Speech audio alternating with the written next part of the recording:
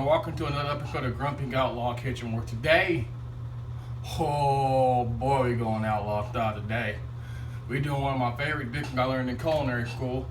We're doing chicken cordon bleu. I know what you're saying. You're probably looking at my table right now and going, but there's flaming hot Cheetos on there. Yep! Because today, we're doing it Rialto Grumpy style. So we about to get hot, like my hometown. 120 degrees worth of heat. So if you don't like heat, turn it off now. I'm fit to throw flamethrower in every possible conceivable direction. Alright, let's get into it. Alright, now, for our cordon bleu, we're going to need a few things. First off, we're going to need some white bread. Of course, we're going to need Cheetos flaming hot. We're going to need, for people that don't like pork, I'm doing this one for y'all mostly. You can chicken and apple sausage. No pork at all in this whole entire dish.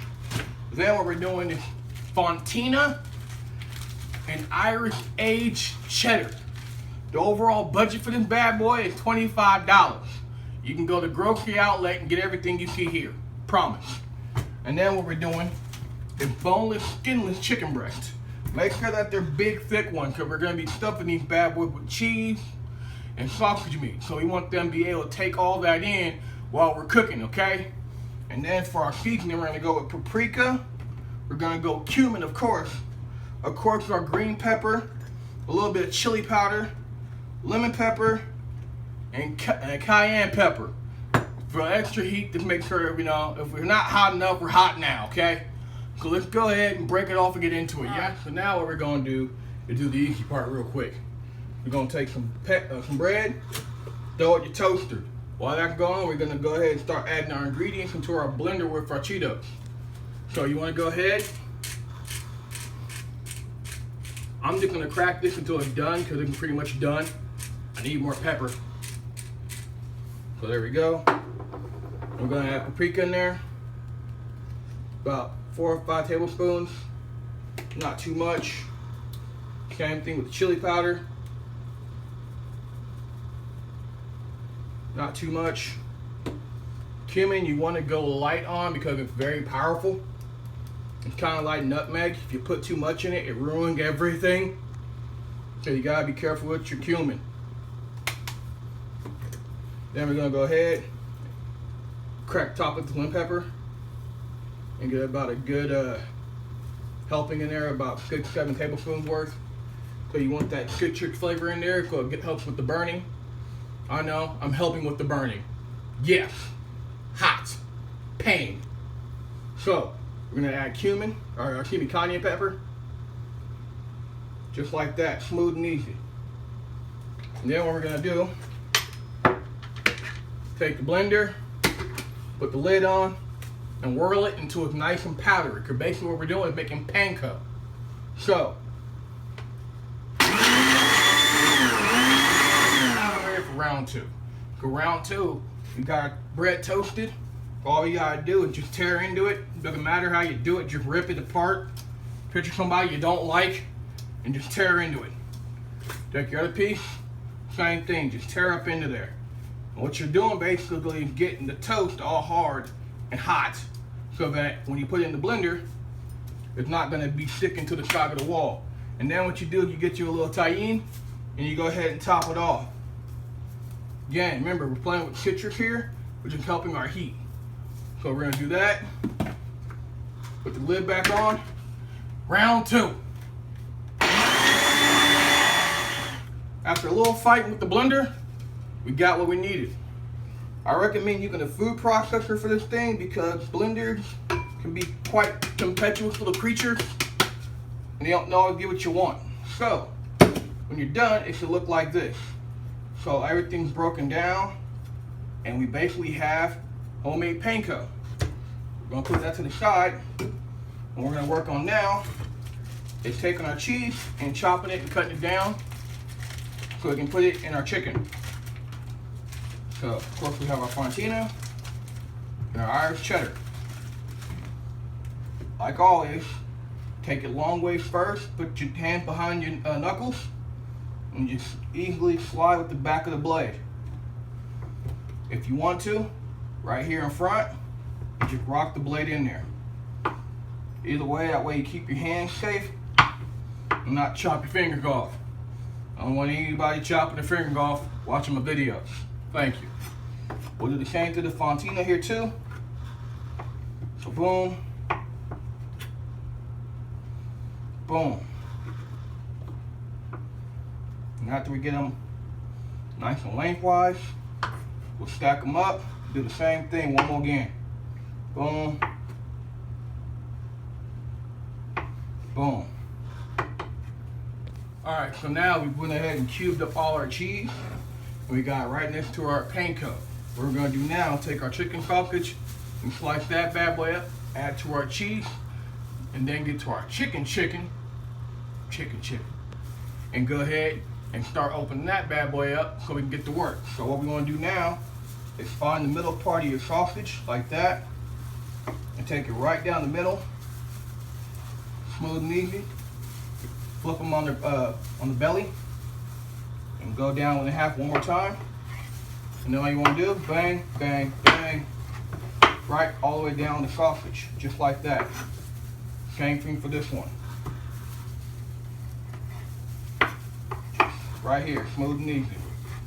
And get you some sausage cubes. So we want to do the smallest possible so that we can go ahead and get a lot of sausage meat in there with our chicken. Don't be afraid to go back over and double check like I do here. And if you want, you can even dice it up real fine like. So now we got that done, we're gonna move on to the main event. Yeah? Alright, now comes the fun part. We get to go all surgical and whatnot in here. So what you're gonna do, you're gonna take your chicken breast. You're gonna try to find the meatiest part, which is normally on the back end right here. What you're gonna do, take your knife and hold your hand real steady and just slice right into the chicken breast. Try not to go too high, but try not to go too low. And once you get the hole, I know. Once you get the hole, you start going in there deeper and deeper. So what we're doing is making a pocket. So make sure you're very careful with your hand though. And try not to go too deep to where you actually separate the meat. You don't want to do that.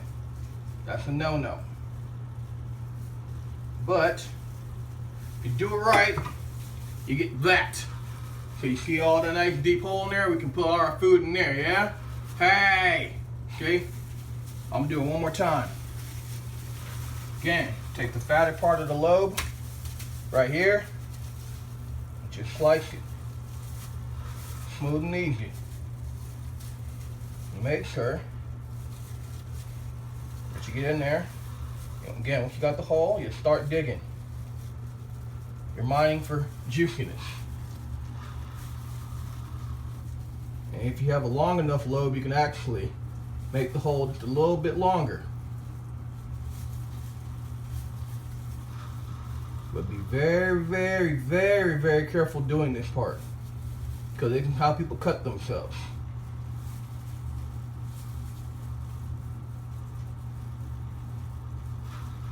Alright, so now we get to the easy part of the whole entire situation. We're gonna go ahead and put our panko on our chicken and then stuff it. Okay? So let's go ahead, smooth and easy, do that. Well, what I normally do is I normally take a glove off, have one working hand, so I'll use my left hand. We're gonna go ahead and take our panko like this and just dust it all over the chicken, just like that. And then what we'll do, flip it and dust it again. Get all dusty in there, just like that. Smooth and easy. So we get nice amounts of good old dusty dust. And we're gonna keep on doing the dustalization of the chicken until we all done dusting. I think I used dusting like four times now. But I'm gonna keep on dusting. Just like this. You wanna make sure you get all that chicken in there. Smooth and easy. Just like that. Get all that dusty goodness in there. Bam. Okay, there you go. Look at that. Bam.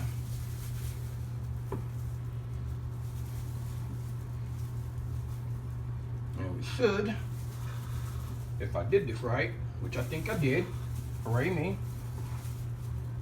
Bam, look at that. Just enough for all of them. Like Stevie Wonder, just enough for the city. A lot of you younger cats ain't gonna know that reference, but my older fans will probably understand that Stevie Wonder joke, hopefully. But just like that, it's nice and dusty. All right, so now we're gonna go ahead and stuff.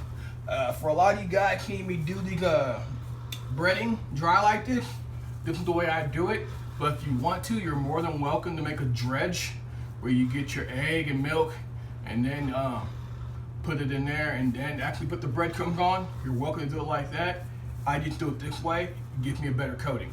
So now we're gonna go ahead and take a little bit of our sausage and cheese. Just stuff it in there, just like that. Ain't gotta be pretty or nothing. Bam, bam. And when you're done, you're gonna put it in your bowl like that, smooth and easy. Do another one. Meat, cheese, a lot more cheese than meat, yeah. So that way you can see it. If you look at it, nice and easy like that, look all prettified. So we'll go ahead and do it like that, boom, boom. We'll get one more in there.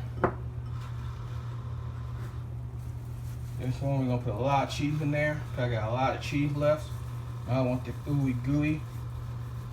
So what you can do when you put it in there, you use your other thumb, your glove thumb, you try to just roll it back to the back of the chicken. And there you go. All right, so now we're at 196 for our chicken.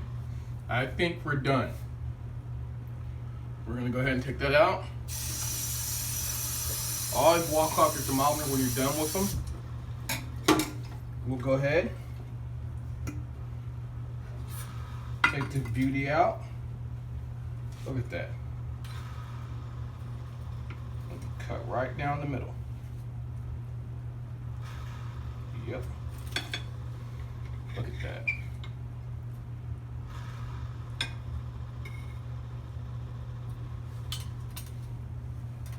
And that, ladies and gentlemen, is Rialto Chicken Cordon Bleu, outlaw style. Ooh, hot.